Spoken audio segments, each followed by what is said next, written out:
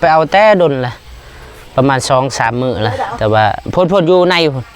นี่บนกระสอบหัน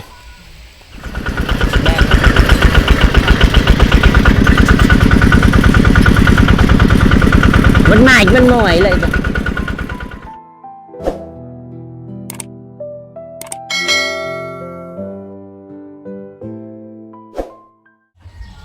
โอเคพี่น้องเปิดภาพมาเนาะกับบ่อฝุ่นอีกมือนึงพี่น้องตอนนี้บ่อฝุ่นอยู่เฮือนเนาะกำลังจะเอาไม้ขึ้นรถแล้วก็ไปส่งให้ทางบ้านน้องน้ำฝนพี่น้องบ่อฝุ่นกับบริเข้าไปหาทางน้องเพิ่นก็ประมาณ2 มื้อเลยพี่น้องถือว่าโดนเติบเพราะว่าทางสางแดงหรือว่าทางอายแดงเพิ่นก็บ่ทันได้มาเทื่อนะพี่น้องเนาะโอเคพี่น้องเป็นจะได้กับทักทายสบายดีเด้อสวัสดีพ่อแม่พี่น้องเบิดทุกคนเนาะว่าอยู่ภายในและก็ต่างประเทศเนาะก็ยินดีต้อนรับสู่2บ่าวฝนลาวใต้พี่น้องพอดีตอนนี้ทางมือกล่องเพิ่นเอาไม้ขึ้นนะไม้วงกบนะจะไปส่งให้บ้านน้องน้ำฝนเบิดสบายดีเด้อน้องใส่เทืองเอารถอันนี้ไปส่งนะพี่น้อง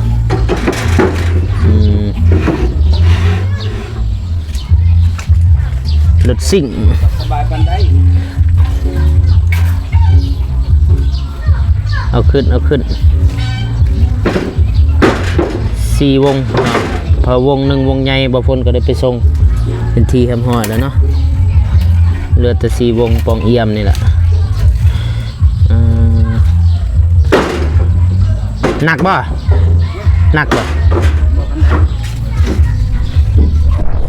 ใส่บ่หนักเติบเลยไปสตาร์ท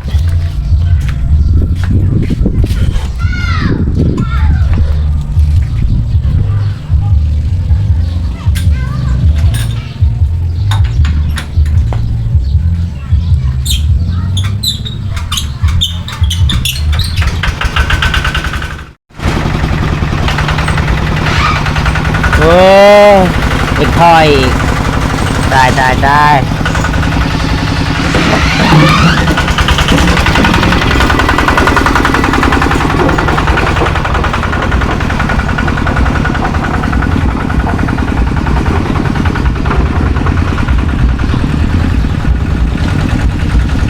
รถเด้อทั้งล่างเลย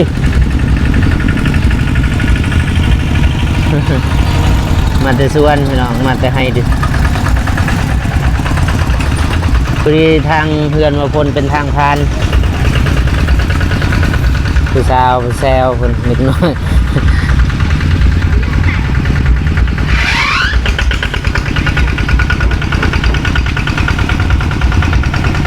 หยุด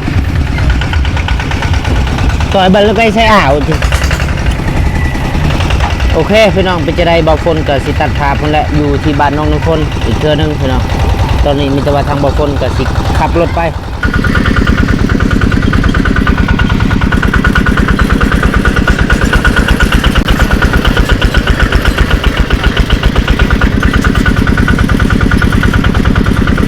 มันหมายมันหน่อยเลย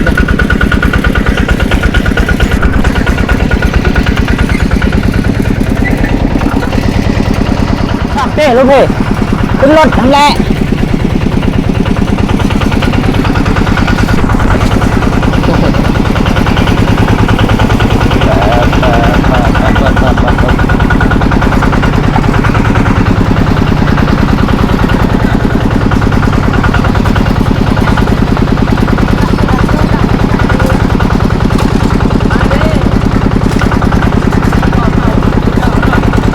เอาอ่ะซะ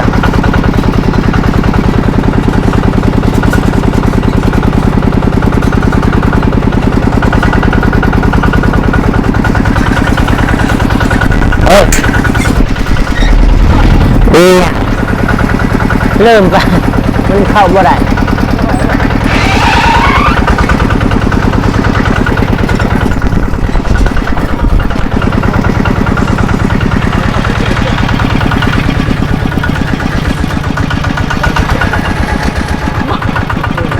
เอาอะไรกันเข็ดกูยำเหรอ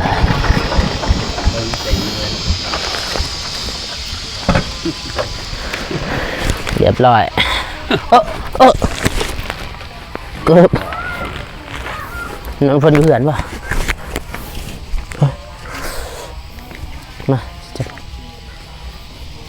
น้องฝนก่อนสบายดีน้องฝน โดยสบายดีเด้อนะบ่าวฝนสบายดีเด้อทางปุญญาจะบุตรตาเกจีฟังไทยฟังดาวเรื่องในต่างประเทศเรื่องในบ้านเราก็ขอสวัสดีสบายดีเบิ่สุขสุขคนเด้อ เดี๋ยวเฮ็ดหยังมึงเนี่ยนึ่งข้าว โดย แล้วล่ะ โดย บริมาหาลายมือแล้วพี่น้องทางน้องน้ำพลปันได้สิแล้วเฮือนบัดเนี่ยมาส่งอันนี้เด้อวงกบเด้อ โดย เอาลงมือกล่องเอาลง เจ้าจ้างใครเท่าไร เอาไว้ฉันไม่ไปเอาหรอก จะรับเลยบ่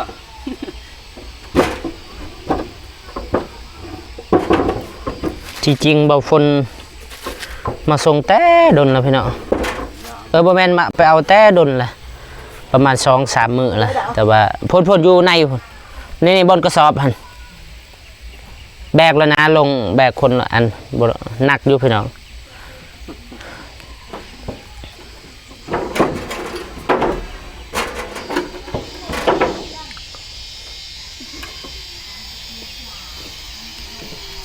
ได้ยินเราเลย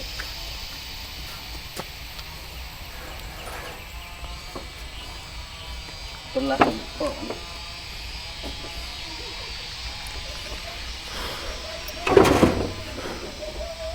ลงรถเจ้าผู้เดียวเอาลงจะนั้นผู้นั้นมาเอา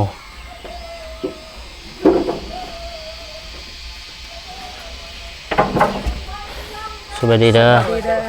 ไปใช้มื้อนี่ คนตกไปเสา ฝนตกนะพี่น้อง จมไม่ดอกอยู่ ไปเจ็บไหนฉันดอกให้แก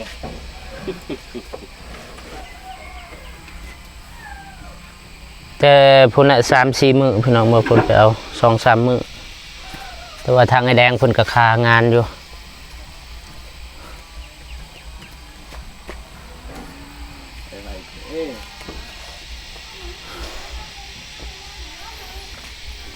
ไปหานางบนห่มพุ่นน้องพุ่นไปหานางเบากัน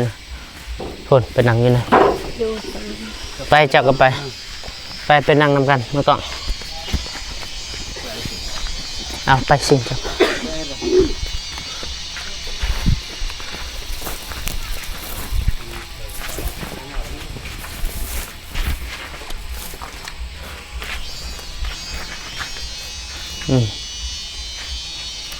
ได้ฟันอยู่บ่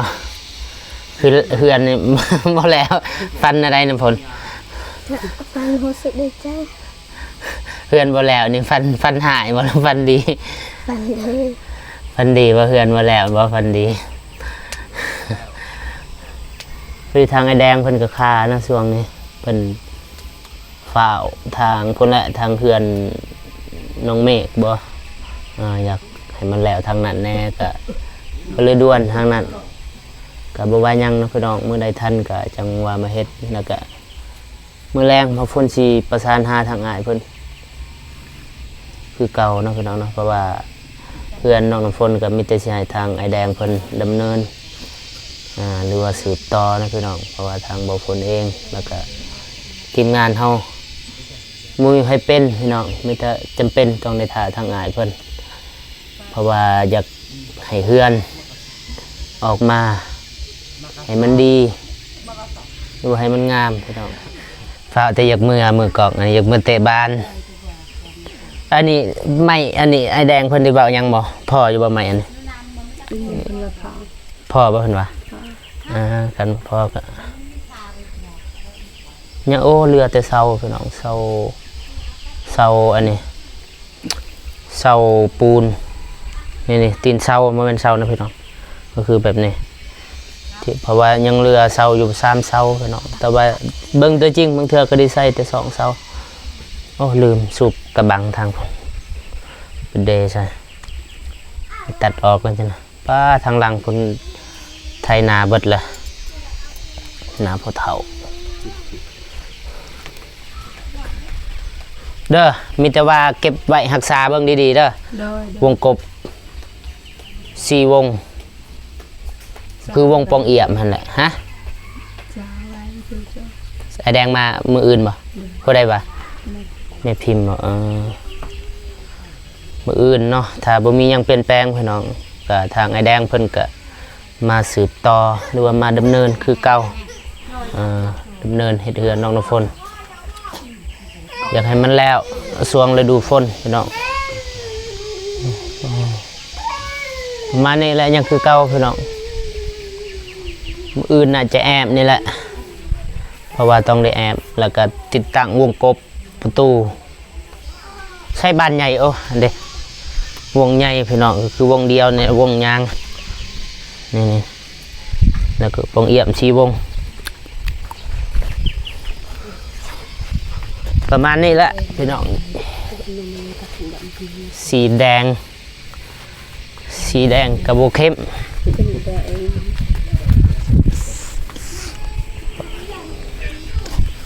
ป้าหน้าพอเท่าไทยเบิดเลย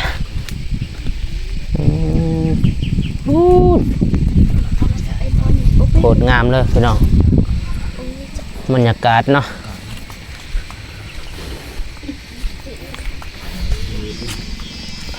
จะได้รถถีบเจ้าบุเพตินุ่นฝน โดย ยังบุเพติ โดย บริเฮียนมั้งมันนี่ บ่ เป็นไรคือบุเฮียน เขาปิดแล้วคันมือวันที่25เขาเซ็ง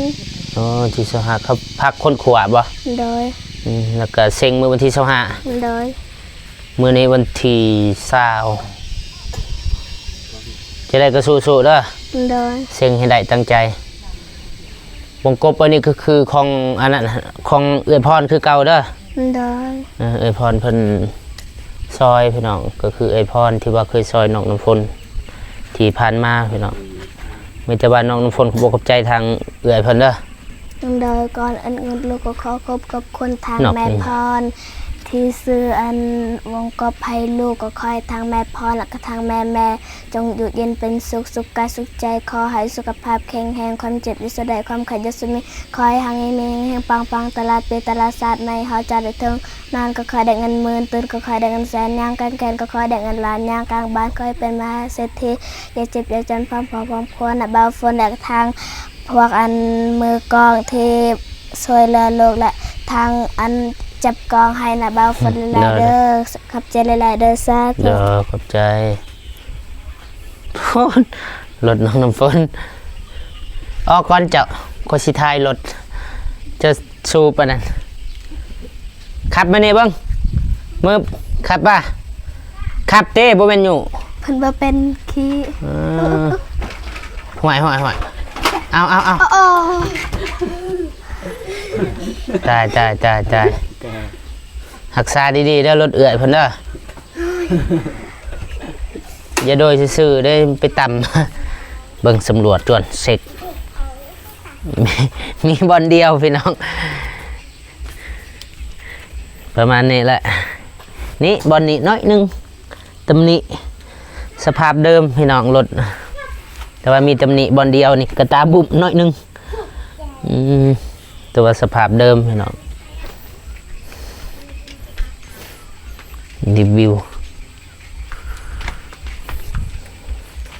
โอเคขอบใจน้ำฝนมีแต่มืออื่นทางง่ายเพิ่นสิมาบ่มืออื่นโอเคดียินดีนำโอเคเพราะว่าทาง2คนนี่ยักเมื่อเลยยักเมื่อใช้เพิ่นจะสิเมื่อใช่เตะบ้านผู้นี้เตะต่อผู้นี้เตะบ้านเอ้าขอบใจให้เอาน้ำฝนเมื่อก่อนขอบใจไปสตาร์ทรถนี่แหละรถเฮาพี่น้องโอเคพี่น้องมีแต่บ่ฝนแล้วก็ทีมงานก็สิขอจบคลิปเนาะก่อนอื่นหมดบ่ฝนขอบคุณใจผู้ใหญ่ใจบุญFCทุกท่านเนาะที่เข้ามาเบิ่งมาติดตามรับชม2ของบ่ฝนและก็พิเศษขอบคุณใจทางเอื้อยพรที่ว่าได้ช่วยเหลือน้องน้ำฝนเนาะก็คือทางวงกบประตูเนาะก็ถือว่ามาหอดเพื่อนน้องน้ำฝนไปเทียบหอดพี่น้องบ่ฝนขออวยพรให้ทางเอื้อยเพิ่นจงอยู่ดีไม่แห้งความเจ็บบ่ให้ได้ความไข้บ่ให้มีให้ร่ำให้รวยปรารถนาสิ่งใดขอให้ได้สิ่งนั้นเด้อสาธุโอเคพี่น้องมีแต่บ่ฝนก็สิขอจบคลิปเพียงเท่านี้เนาะพอๆกันคลิปต่อไปสำหรับคลิปนี้บ่ฝนขอกล่าวคำว่าสบายดีเด้อบ๊ายบาย